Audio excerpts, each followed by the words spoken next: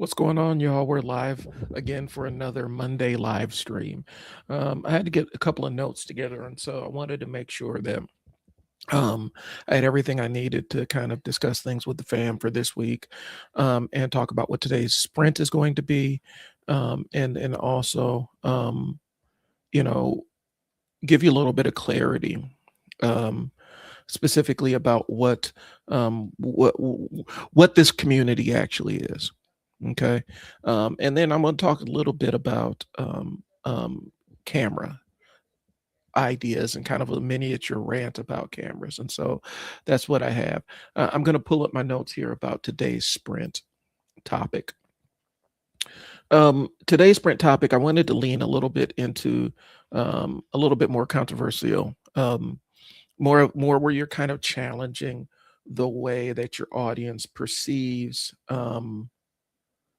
the way that they perceive more or less um, how you do your work, if that makes sense. Okay.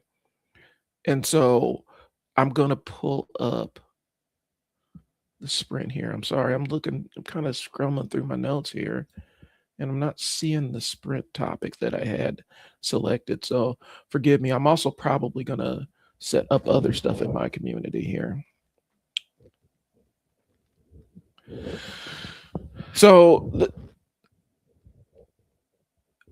the idea and the basically the prompt content, the prompt for this week is cheaper isn't safer. And so you're explaining essentially why you know going with the cheaper option is always best, and you're talking to your ideal client. And so that's what the sprint is. And I have some notes here. My notes are spread all over the place, so I'm kind of pulling them together for this.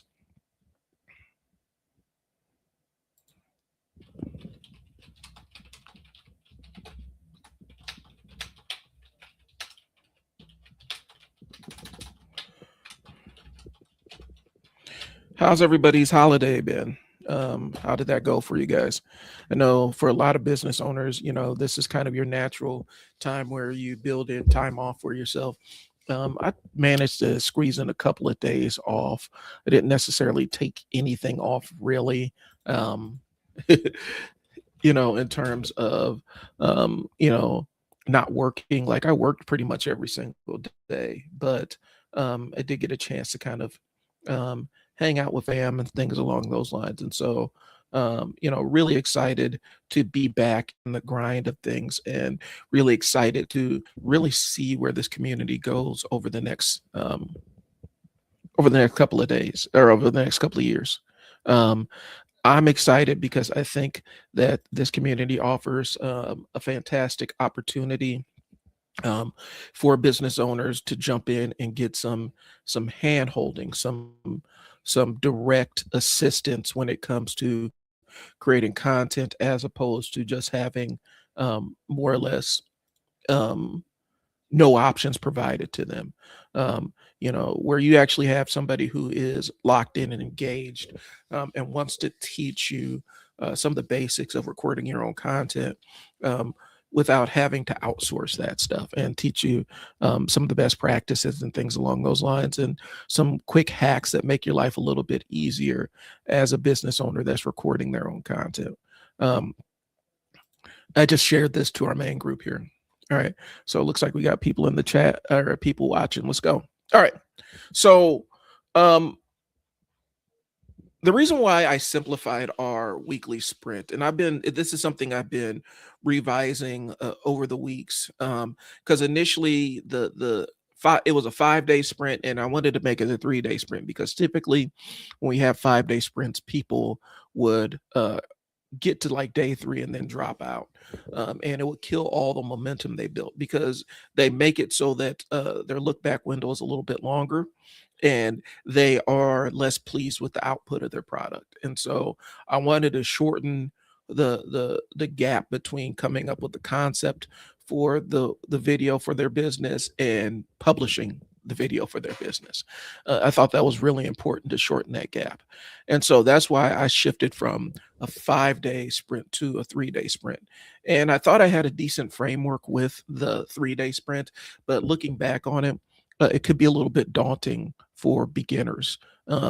Because you're going from somebody who has not created any content, who's not recorded themselves for talking about their business, recorded themselves in a client facing capacity, and you're asking them to sit down in front of a camera with the microphone and clearly articulate and in communicate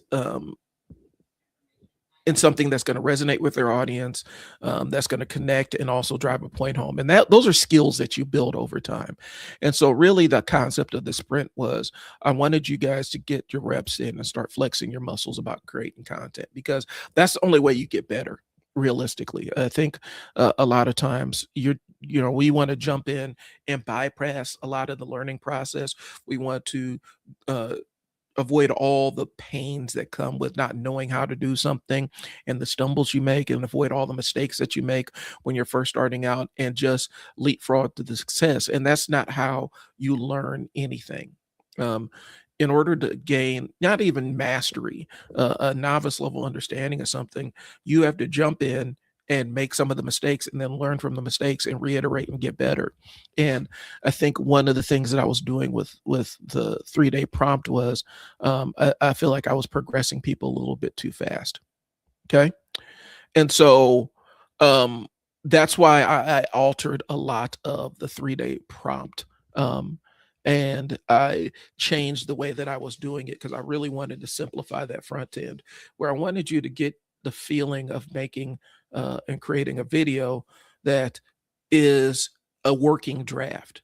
Essentially, it's a living draft that you've published that people are seeing, and you're getting a chance to get real-time feedback on the video, or how people are responding to the video, or if it's driving business to your website or your social media and stuff. You get a chance to experience what that feels like. And then while at the same time saying, okay, this is good. This created a positive outcome. I think I can do better. Okay. And so that's why we changed a lot of the philosophy behind it. All right. So this week's uh, prompt for creating content is more of a disruptor kind of prompt. Basically, you're agitating the way somebody thinks and perceives. All right, we got some things. Hey, how's it going? How y'all doing? All right, right. Thanks for tuning in. Um, but the idea is I want to disrupt the way that somebody perceives, a client or potential customer perceives your value. And you want to reframe the pricing discussion in their brain, because a lot of times when we don't, when we go with the cheap option, sometimes you got to do it out of necessity. Sometimes you just materially do not have it. But a lot of times, people will go with what the cheap option is, not understanding that that cheap option is actually a more expensive proposition, in terms of a cheap fix sometimes has to be fixed multiple times, or it may not get deployed the right way, and you're having to pay to get it redone and redone and redone. And so this is kind of a disruptor conversation to say, yeah, the cheap option isn't the best option at all times, and this is why I'm not the cheapest option in the market. And these are the things that I do a little bit differently. Okay, and so that's what the concept is, and so that's what this week's live stream is about, or that's what this week's prompt is about.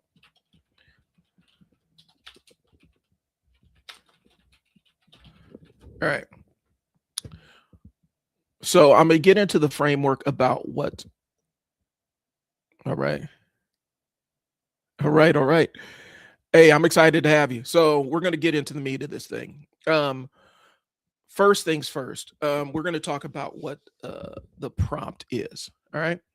We're going to talk about why I picked this specific prompt. I have a list of about 80 different weekly prompts for business owners to use, and I'm probably going to post it in um, the school community, and post bits and pieces of it in the paid community or in the free community, just so that I don't overwhelm y'all with documentation and all the other fun stuff. Uh, but let's see. I'm getting my notes together, so forgive me.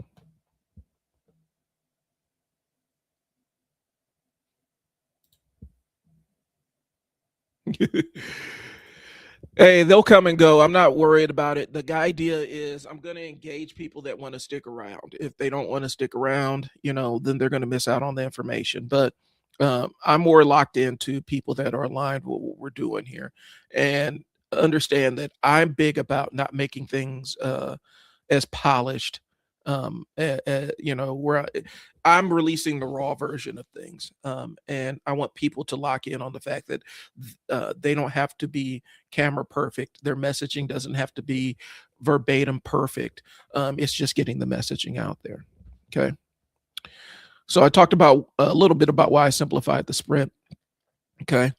Um, the reason why I simplify the sprint is I want to short circuit that. I want to shortcut that gap between learning and execution, because I think execution is a huge part of the learning process that we completely undervalue. Execution is really, really, really super important, because that's how you get the data point so that you can actually get better.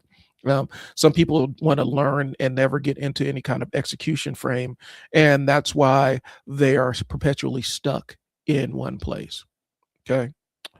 So today's 3-day sprint. The way we're setting up the sprint is day one. This is where you kind of lock in your setup. You determine, what camera you're going to use, where you're going to record this, and things along those lines. If you're going to be in your living room, if there's a coffee shop you want to use, and you're setting it up so that you don't have to cut. It's something you don't have to think about when you're setting up, ready and getting ready to record. And so you're locking in your setup.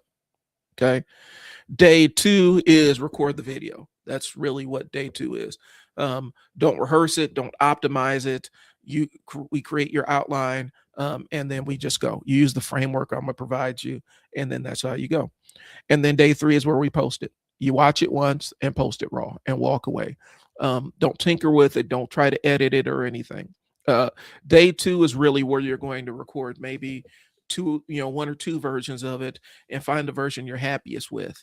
But I am not right now, I'm not comfortable teaching y'all or getting y'all in the editing loop, because what happens with the editing loop is a lot of people get caught up in the editing loop where they create the video, they create the content, and then they're going to edit it, and then the video never leaves the editing bay. It just stays there because they keep trying to find ways to make it perfect. And unfortunately, um, that's where a lot of good ideas go to die. It just stays stuck in the editing room. It lays on the editing room floor. People play around with the color grade, they'll play around with the sound, they'll edit this word out, they'll cut this out, and then the thing never gets deployed. And so I want to hold off on, like, editing's probably going to be a more advanced course, and it's going to be behind. It's going to be after you get a certain number of repetitions in of recording, and posting, because I want you to build the reps first. Okay. And the only thing, especially after day three, once you post it, the only thing I want you to do is watch the response to the video. Are people sharing the video? Are they liking the video? Did it spike traffic? Are you getting more inquiries and stuff like that? That's the stuff I want you to watch for. Okay. What I don't really care about is, oh, well, somebody didn't like how your hair was in this video, or somebody was mad because you flubbed a word. Those things are non-material. They're not important. And a lot of times those criticisms are coming from people that wouldn't buy from you or patronize you anyway. They don't care about what you're doing. They exist online to chastise people and never really positively invest. And so a lot of times the biggest critics, the people that will sit there and nitpick your videos to death, are the people that will never, ever, ever do business with you in any way, shape, or form. They're unserious people. And so um, when we post the videos, we move into that posting and watching.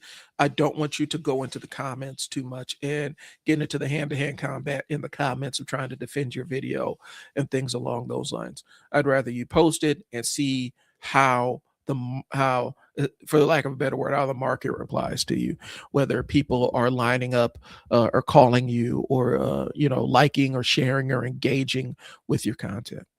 Okay. All right. So, and before we get started, because I do want to talk about, we do want to spend a little bit of time talking about setup before we actually get into the actual prompt. Okay. Um, Right now, I'm utilizing a cheap camera for somebody that's done videography in the past, professionally. This is a cheap camera. This is a little $600 camera that I bought on sale.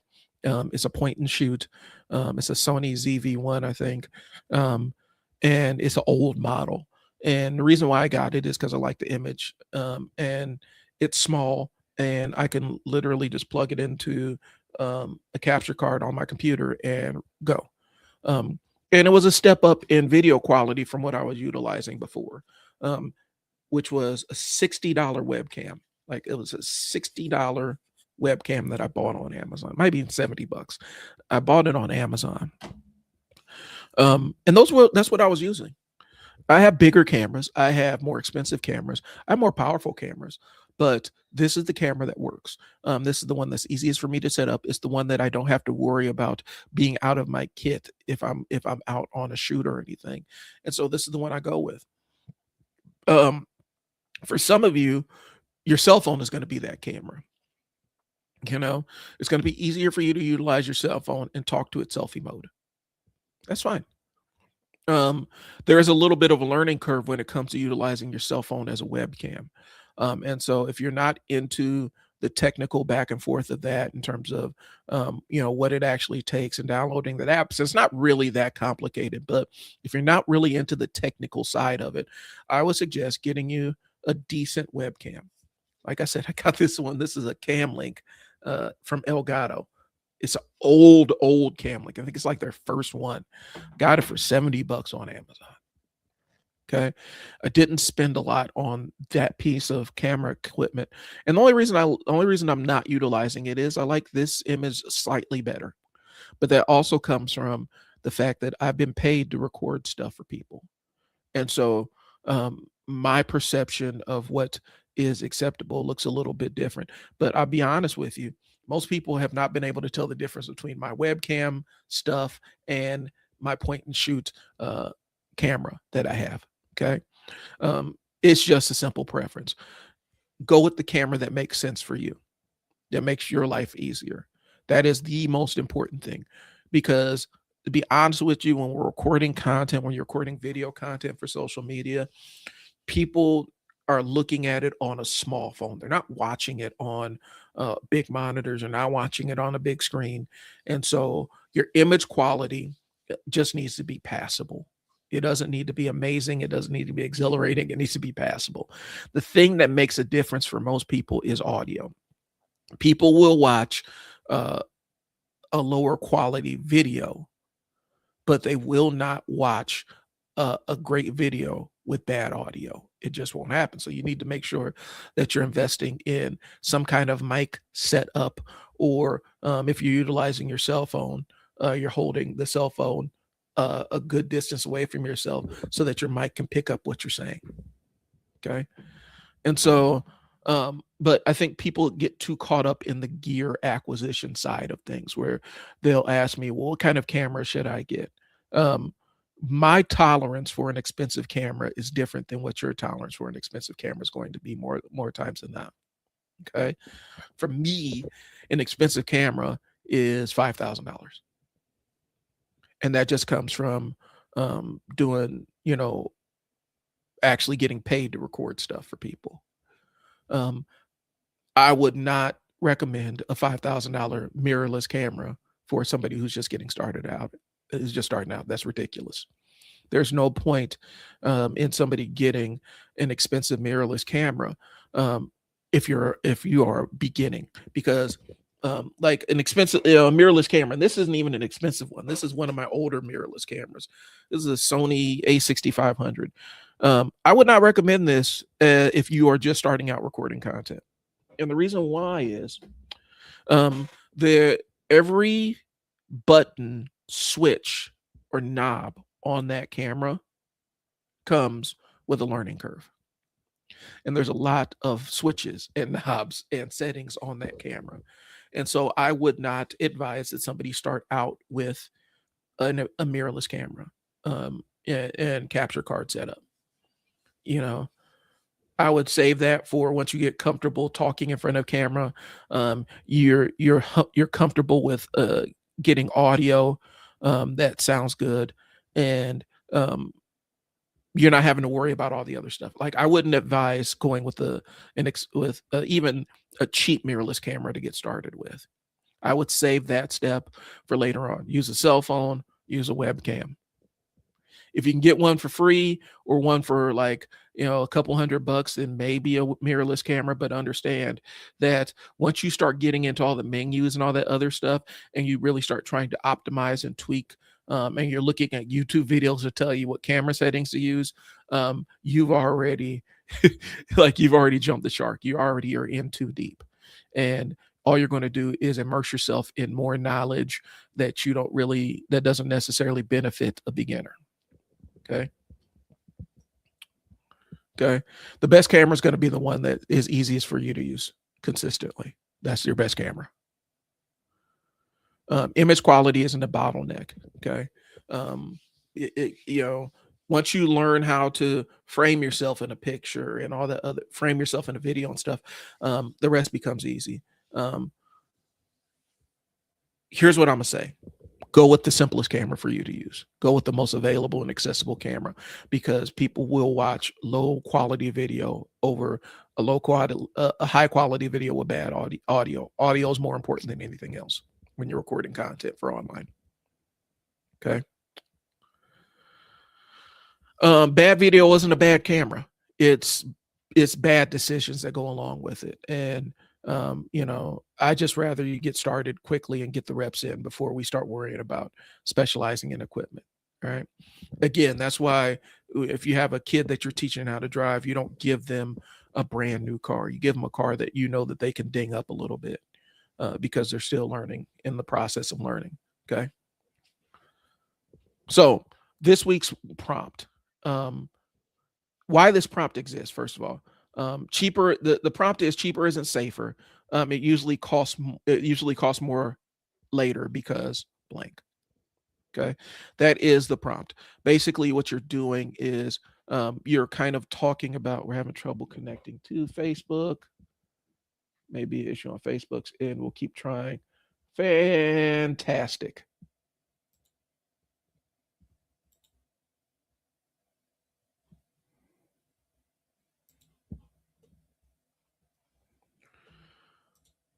Well, hopefully this still goes through Facebook. It's not necessarily liking. Hopefully Facebook, y'all can still see me.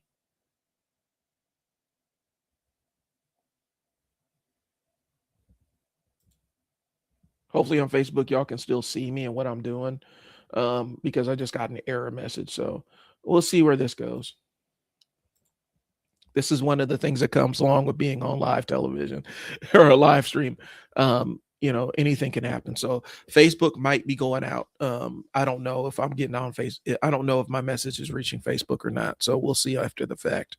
And so this week's prompt is cheaper isn't safer. It usually costs more later because, and the reason why I'm utilizing this prompt is I want you guys to engage your clients or engage your target audience, and explain why going with the cheapest option is not the best option for whatever your industry or whatever product or service you're selling is. Okay. Again, it leapfrogs the pricing conversation, where it takes you out of that bottom rung of pricing where you positioned yourself at the very bottom, and puts you more in a position where you're the expert providing knowledge that's valuable to them. Okay. And so like I said, this week's prompt is cheaper isn't safer here. It usually costs more later because, okay. People choose the cheap option because it feels emotionally safer. Cheap feels reversible, it feels lower risk, and is easy to justify if it fails. Okay. But that belief is wrong, and it creates expensive outcomes. And so this prompt is to break that mental shortcut. Okay. So this is the belief disruptor framework. Okay. It's not a script. It's just a framework that you can apply to create the video to match this prompt for this week. Okay. It's a thinking structure. It adapts to any industry. So the disruptive claim here is cheaper isn't safer. Okay. It interrupts autopilot thinking of searching for the lowest value or the easiest value. And it forces the attention to what your offer is without yelling at them. Okay. The familiar motivation, we're going to talk about why people choose cheap in the first place. It's born out of fear. It's born out of uncertainty. It's born out of regret avoidance. They're trying to avoid that regret cycle, the buyer's remorse, if you will. Okay. And so we're going to acknowledge the fear before we start correcting the thought process that comes behind it. Okay. For those that are tuning in, this is our weekly recording prompt. And so I'm talking about this is kind of a disruptor based prompt. We're talking about cheaper isn't better. Okay. And so we've discussed, we've said our main claim, cheaper isn't safer. Okay. We talked about next thing we're going to talk about is why it usually costs more later, because we're going to talk about the hidden costs of buying cheap. Okay. And so when you go with the cheapest option, a lot of times it's inadequate for what you're looking to do. You got to deal with redos, you got to deal with delays, you got to deal with the cleanup. There's lost time, there's lost momentum. Okay. Bad decisions aren't wrong, they're incomplete. Okay. So you're not paying for the thing, you're paying to avoid the mess. And I think that's the seed that we need to embed into the clients. And so here I'm pulling up some more notes here.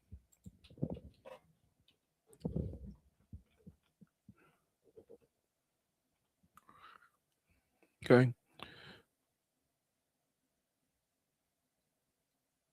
So the example is you're not paying for the thing, you're paying to avoid the mess. Cheap feels safe until it hands you the second invoice, like until you have to pay to clean up the mess that cheap created. Okay. And so this is the interrupt that we're trying to embed in our target audience's mind. Okay.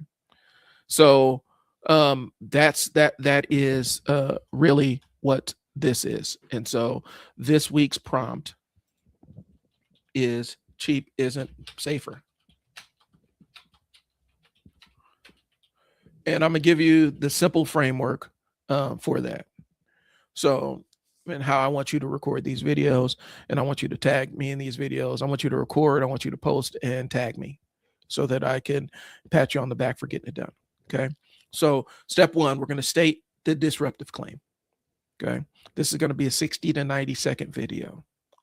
Cheaper isn't safer here. It usually costs more money later, because basically you're just saying cheaper isn't the best option.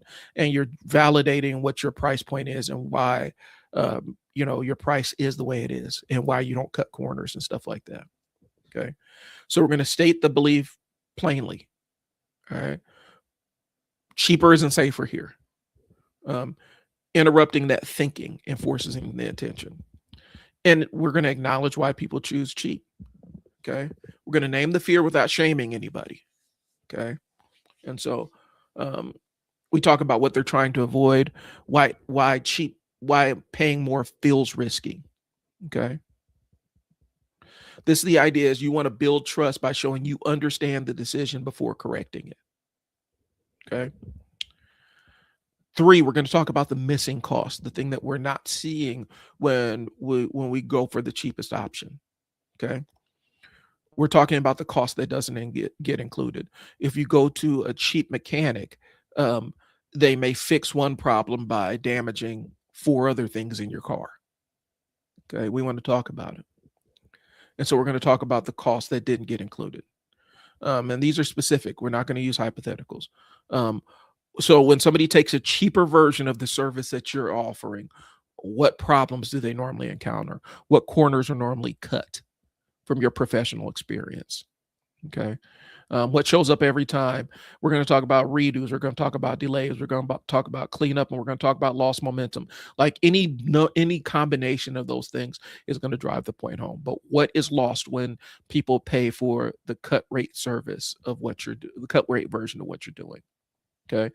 And the way you're going to frame it is it usually costs more later because of boom. Okay. Exposes that incomplete decision making process.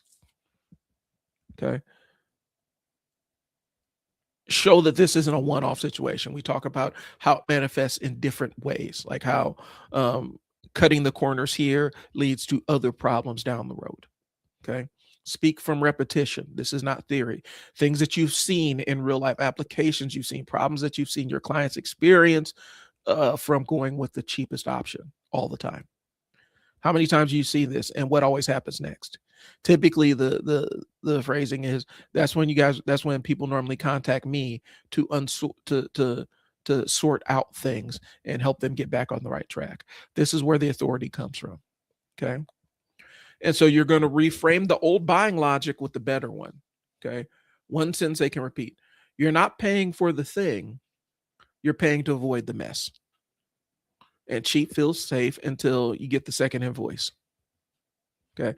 We're changing a little, we're altering a mental model, a framework that they may be operating off of. Okay. This is the soft close. Number 6 is the alignment filter. Clarify who this applies to. Okay.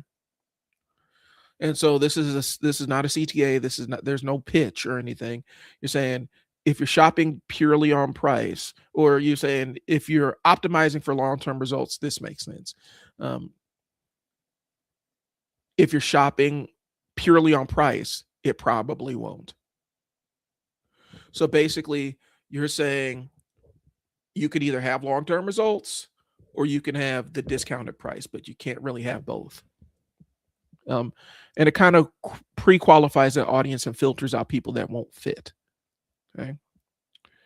So the execution rules of this: one take, 60 to 90 seconds, no editing beyond, maybe trimming silence or reshooting if you aren't looking at the camera, things along those lines.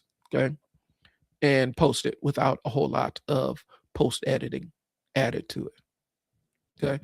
What this framework does is it handles price objections. It positions your experience without teaching, because that's another framework that we can use, but this is not the time for that.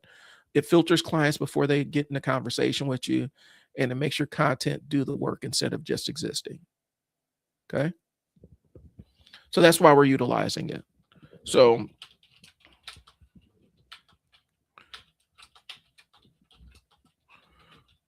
all right. Hopefully y'all understand this. And I'm trying to make sure that we're still on Facebook, because I don't believe we are. Hello, hello. Hey, what's going on? So, like I said, I don't know if we're broadcasting live on every platform that I've picked today. And so I'm gonna have to go back. So there's a little bit of technical difficulty I'm encountering right there. Okay. So I'm gonna go back through this framework. And then if you guys got questions, you can hit me up with them. Okay. So the framework is, and this is, we're doing a little pattern interrupt. We're disrupting some common beliefs. Okay. And reframing some stuff. Okay. So step 1, we're going to open with the claim. Cheaper isn't safer here. Okay. Step 2, we're going to explain why people choose cheap. Okay. We're going to talk about what they're trying to avoid, maybe talk about the risks that they feel like they encounter when they pay up, the embarrassment, the regret, feeling foolish if that investment fails. Okay. Step 3, we're going to reveal the cost they miss. Okay. Point out what they didn't account for. It usually costs more later because blank. Step 4, show the pattern. Show sometimes that you've seen people take the discount way out and end up with more problems than if they would have just paid up in the first place for the service that didn't cut corners. Okay. And so this is repetition. Say, I've seen this play out over and over again. This is how it usually goes. Okay. This is where you are basically positioning yourself as the authority that's seen it all, that's experienced it all, and is there to guide them to the right solution. Okay. We're going to reframe the decision, deliver one sentence that they'll remember. You're not paying for the thing, you're paying to avoid the mess. And cheap feels safe until it hands you the second invoice. Okay. All right. We're trying to shift a little bit of a mental model. And a lot of times we're trying to filter out the people that are so locked in with paying, that are so locked in with the cheap option that they aren't really seeing the forest for the trees. Okay. We're going to close with alignment, and this is not, and we're not pitching anything here. Okay. We're stating who this thinking is for. So if you care about long-term results, this one's for you. If you're looking at shopping on price alone, then this probably won't align with you. So you're basically taking the group of your audience that isn't necessarily aligned with your message and saying, hey, I acknowledge that this may not be for you, and that's okay. Okay. And so, and it filters out people that don't align with your message, which is really important. Okay. If you follow the steps and a video exists, you did it right. That's all I care about. Record it. I'm not, I don't want you to be overcritical and get hung up on analyzing this video. I don't want you to get sucked into that rabbit hole, because once you go down that rabbit hole of trying to perfect or optimize a video before you actually are proficient at recording videos, you'll get hung up there forever. Okay. So that's this week's prompt. Okay. And that's the framework we're going to be utilizing. And I've kind of explained why. Again, to recap, execution is the most important thing. That is, last year, my kind of my saying was clarity is a gift. Okay. This year, execution beats everything. The skills that you pick up through executing are more valuable than the skills you pick up from just studying and reading and trying to optimize and perfect a thing that you've never done before. So I want you to get the reps in. The execution and getting the reps in matters more than anything else that you can possibly learn. So I'm trying to get you guys recording and get you off on the good foot. Okay. Most people aren't stuck because they don't know what to say. They're stuck because they're waiting for everything to be perfect. Just start, figure it out as you go along. Okay. So I talked about why I changed the sprint. I need to talk about specifically, this is for the paid community. The sprint in the classroom, the difference between the sprint and the classroom is the classroom is where we answer questions. It tells you the technical side of how to do A, B, and C. Okay. How to set up your lighting array, how to set up your mic array, things along those lines. That's what's in the classroom. The sprint is so that we can get the repetitions in. This is the weight training side of things. This is where you're getting the good reps in so that you can get better and stronger at what you're doing. Okay. The sprint builds your momentum. Okay. You don't study during the sprint. You don't try to perfect on the sprint. You just execute during the sprint. Okay. We learn the stuff on the back end. If you're sprinting, we're not researching. But the classroom can give you supplementary knowledge. The sprint gives you practical knowledge. Okay. We talked about the 3-day sprint. This is not about gear mastery. This is not about perfection. This is about how we get the thing set up and get it recorded. Okay. So day one. All right. Day one is to eliminate the indecision that comes with what's the backdrop, how are we lighting this thing, where are we recording this thing. This is where we put all that thinking into play. I want you to figure out where you're going to be recording this thing, where you're going to set up and kind of prepare your environment. If you need to set up lights, you can do that. If you need to figure out a way to rig your camera so that you can record yourself without holding your camera, that's fine. Or if you're just looking for a place to sit down where you can hold your camera and talk directly to camera in selfie mode, that's fine as well. But I want you to utilize day one to figure out the how you're going to shoot things. Okay. You're going to choose your device.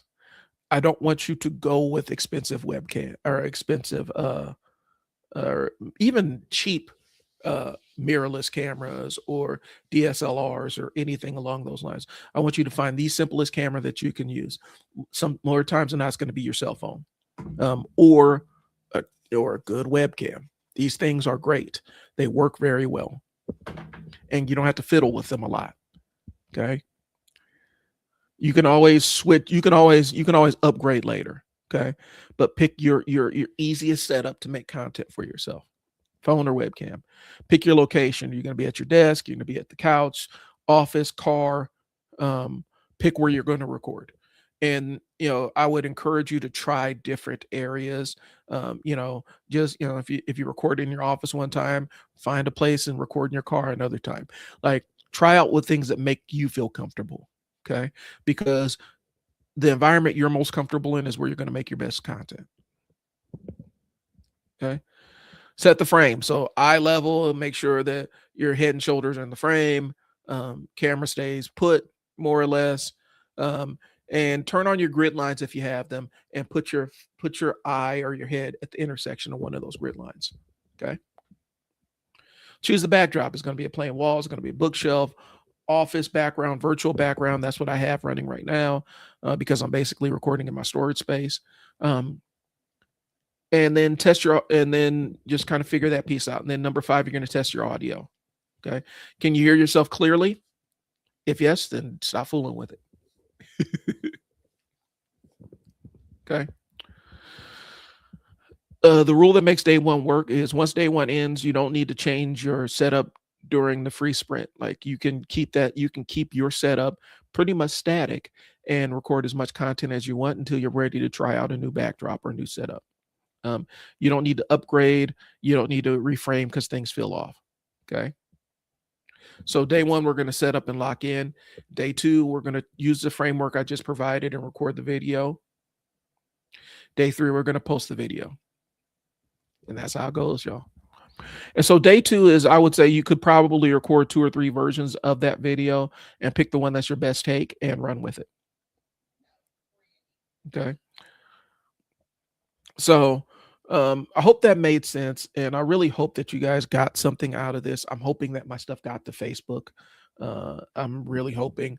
Otherwise, this was kind of lost. I'm gonna just have to, like, it's not lost. I can always download it and re-upload it to Facebook, but it's just kind of a frustrating thing if my Facebook isn't live right now. Yep, I think my Facebook died. That is really too bad. So what I will do is, yeah, it says was live. So I think Facebook kicked me off, y'all. Which it is what it is.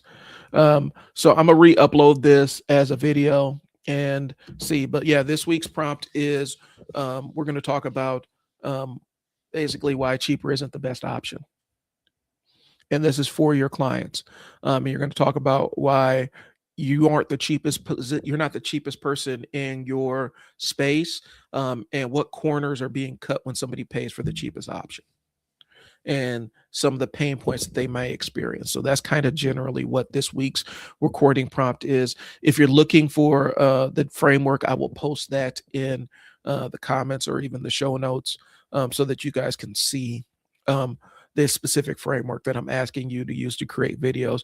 But get out and start recording stuff, y'all. The only way you build the muscle is utilize it. And some of you guys get too caught up in the learning side of things and not enough in the execution side of things. And that's not good. That's never good. And so I'd rather you get out here and execute the thing and make the mistake and learn the lesson that comes with the mistake. All right. So that's all I got. If you guys got questions, I will be around. If you're in the school community,